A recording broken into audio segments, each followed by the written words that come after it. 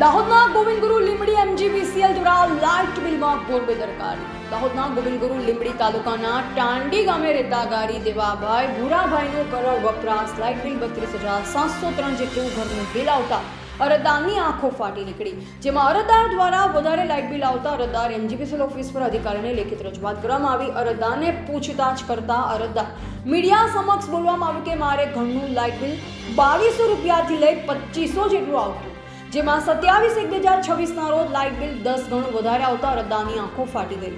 અરજદાર એમજીવીસીએલ કચેરી ખાતે 10 વખત ધક્કા ખાધા, તેમ છતાં અરજદારની વાતો કોઈ અધિકારી સાંભળતો નથી। શું છે સમગ્ર ઘટના? આ એક તપાસનો વિષય છે। રિપોર્ટર સંજય ભાભોર। આપનું નામ શું અને કયા ગામ રહેવાનું?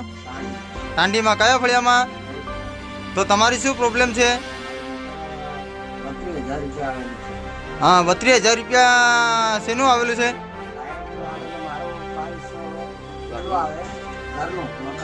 હા, અને દર વખતે તમારું લાઇટ બિલ કેટલું આવે છે?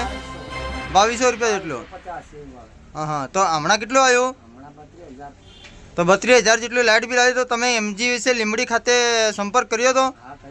તો તમને શું કહેવામાં આવ્યું? તો અરજીનું શું કીધું?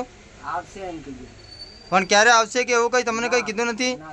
તો આ જે 32,703 રૂપિયા જેટલું અહીં લાઇટ બિલ બતાવે છે એ તમને ભરવા કીધું? હા, તો આ જે બિલ આપી ગયા તો